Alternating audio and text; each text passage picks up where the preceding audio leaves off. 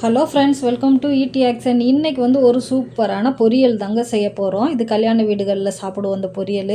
இது நம்ம வீட்டிலேயே ரொம்ப சிம்பிளாக செஞ்சிடலாம். இது எப்படி செய்கிறதுன்னு பார்க்கலாம். இந்த வீடியோ பார்க்குறவங்க லைக் பண்ணுங்கள், ஷேர் பண்ணுங்கள், சப்ஸ்கிரைப் பண்ணுங்கள். இப்போ வாங்க இந்த பொரியல் எப்படி பண்ணுறதுன்னு பார்க்கலாம்.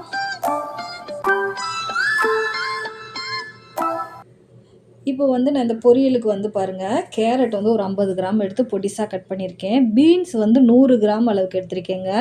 இதுவும் நம்ம பொடிசாக கட் பண்ணி எடுத்துக்கிறோம். இங்கே பாருங்கள், எல்லாமே நல்லா பொடிசாக கட் பண்ணியாச்சு. இப்போ கோஸ் 1/4 கிலோ அளவுக்கு எடுத்திருக்கேங்க. இப்போ கோஸை நம்ம மெல்லிசாக தான் நறுக்கணும், அப்போ தான் நல்லாயிருக்கும் இந்த பொரியலுக்கு. அதனால் நான் கேரட் துருவுறதுல நல்லா பெரிய பல்லாக இருக்கிறதுல துருவி எடுத்துக்கிறேங்க. அதில் கொஞ்சம் நல்லா பெருசாக வரும், ரொம்ப பொடிசாக இல்லாமல். இங்கே பாருங்கள், இந்த மாதிரி வரும்.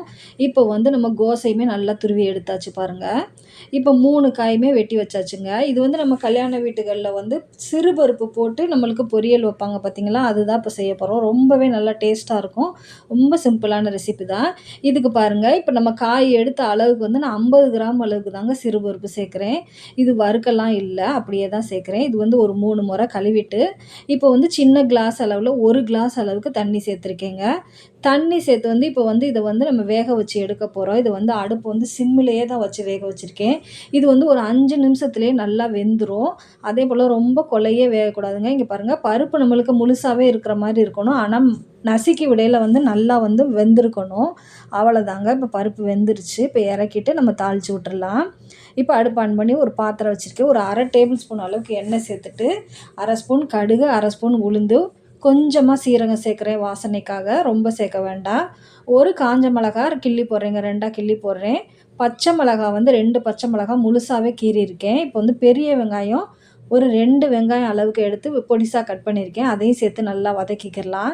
இது கொஞ்சம் வதங்கவும் நம்ம கருவேப்பிலை சேர்த்துக்கலாம். அப்போ தான் நம்மளுக்கு கருவேப்பிலை கலர் மாறாமல் அப்படியே இருக்கும்.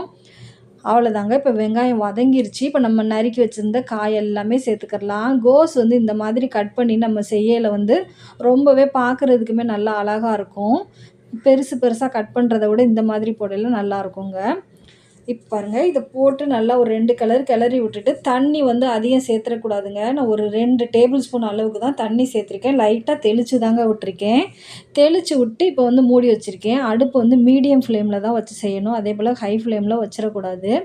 அப்போ தான் நம்மளுக்கு கலருமே மாறாமல் இருக்கும். இப்போ ஒரு 2 நிமிஷம் வேக வச்சு எடுத்து கிளறி விட்டுட்டு நான் இதுக்கு தேவையான அளவு உப்பு சேர்த்துக்கிறேங்க. ஒரு 1/2 டீஸ்பூன் அளவுக்கு உப்பு சேர்த்துருக்கேன். உப்பு சேர்த்துட்டு லைட்டாக கிளறி விடலாம். கிளறி விட்டுட்டு மூடி வைக்கலாம். இப்போ பாருங்கள், திரும்ப மூடி வச்சு ஒரு 2 நிமிஷம் தாங்க வச்சுருக்கேன். இப்போ நம்மளுக்கு தெளித்த தண்ணி பூரா நல்லா இஞ்சிருச்சு பாருங்கள். அவ்வளோதாங்க. இப்போ நம்மளுக்கு காயுமே வெந்துருச்சு. ஒரு 3/4 பதமாக காய் வெந்திருக்கு. வெந்து முடிக்கவும் இப்போ நம்ம பாசிப்பருப்பை சேர்த்துக்கிறலாம். அது கூட பாசிப்பருப்பு நம்ம வச்ச தண்ணி அளவு கரெக்டாக இருக்குங்க. இப்படி தான் வைக்கணும். ரொம்ப தண்ணியாக வச்சிட்டோம்னா தண்ணி வேஸ்ட்டு பண்ணக்கூடாது. இது பொரியலுக்கு கரெக்டான அளவாக தான் நம்ம தண்ணி வச்சு எடுத்துக்கிறணும். இப்போ பாசிப்பருப்பு போட்டு எல்லாம் மிக்ஸ் ஆகுற மாதிரி நல்லா கிளறியாச்சுங்க. இப்போ லாஸ்ட்டாக தேங்காய் பூ சேர்த்துக்கலாம். தேங்காய் பூ போட்டு ஒரு 2 கலரு தாங்க, அவ்வளோதாங்க, ரெடி ஆயிரும். நம்மளுக்கு பாருங்கள், கலருமே மாறலை, காயுமே நல்லாவே வெந்துருச்சுங்க. சூப்பரான கேரட், கோஸ், பீன்ஸ் பொரியல் ரெடி. சிறுபருப்பு போட்டு இந்த மாதிரி தான் நம்மளுக்கு கல்யாண வீட்டுகளில் வைப்பாங்க. அவ்வளோதாங்க. எடுத்து இப்படி பார்க்கையில நல்லா உதிரி உதிரியாக வரணும். அவ்வளோதான், பொரியல் ரெடி ஆயிடுச்சு. இதே போல் நீங்கள் ட்ரை பண்ணி பாருங்கள். தேங்க்யூ ஃபார் வாட்சிங்.